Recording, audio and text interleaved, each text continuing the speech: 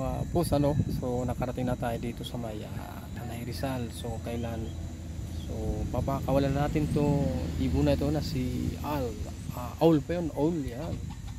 Kumbaga sa ano, Kuwago kung tawagin. Ayan, so dito para sa Malaya na sa ngayon dahil ito ay nakuha natin dun sa may trabaho natin na tumama dun sa salamin. So sa sobrang lakas ng impact nya na tumama sa salamin, so nakatulog siya, kaya bigyan natin ng first aid. So ayan, pinalagaan natin. So ngayon papakawalan natin siya dito. Ayan o.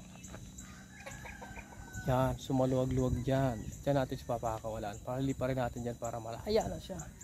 At malayo na siya sa syudad at sa mga taong papakawalan na natin siya dito para marumbalik ang kanyang kalakasan dito sa bundok na to. So nakikita nyo dyan, ang luwag niyan hanggang doon yan. Doon natin siya pakakawalan para bumalik ang kanyang lakas. So ayan. So ayan po, medyo tulog pa siya. So maya maya paliliparin natin yan. So pupunta na tayo doon. Ayan. So siyempre akit na tayo dito sa ating natambayan. Ayan o.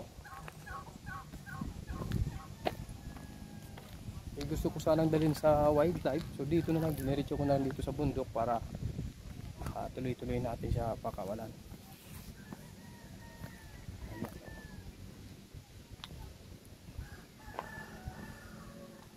So nandito na tayo sa ating pinupuntahan lagi. So dito natin siya pakakawalan. Yan o.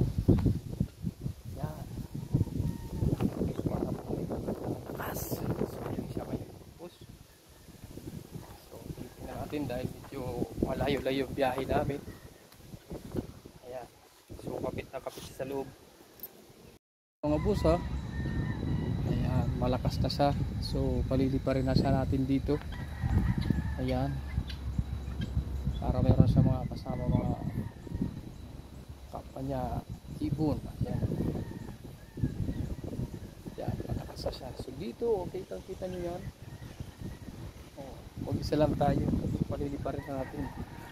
Ayan, so dito ka na ngayon sa bago mong tirahan. Medyo malayo ka na dun sa usok ng mga sasakyan. So nandito ka na ngayon sa kabundukan. So magiging malaya ka na. Ayan, so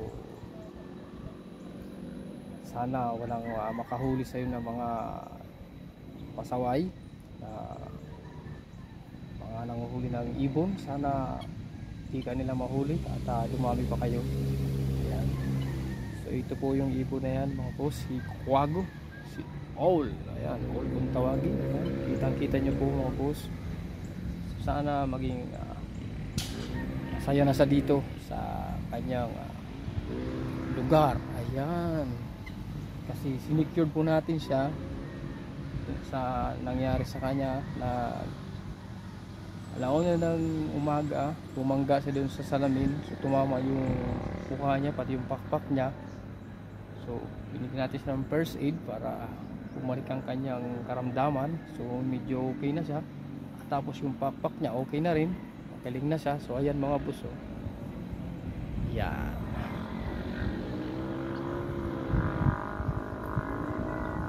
So ayan. So ito na, paliliparin na natin. Ayan mga boss ha. Ano na kanya nahuli? Kuwago ba ito, di ba? Kuwago, Kaul. Kuwago, Si Kaul. Kaul. Oh, ayan. So ipakakuli natin dahil nahuli natin siya.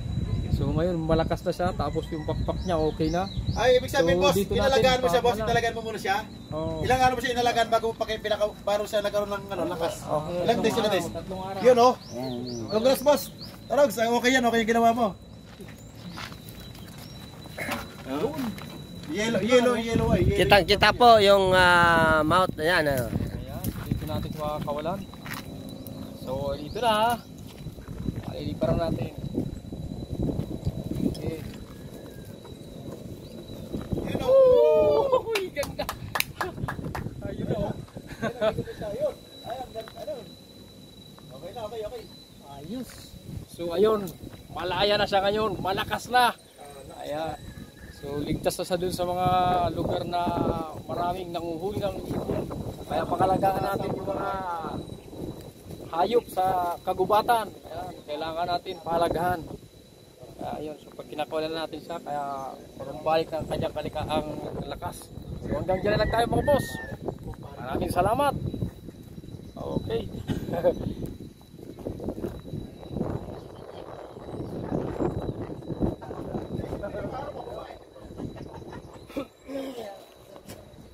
Pagsalita.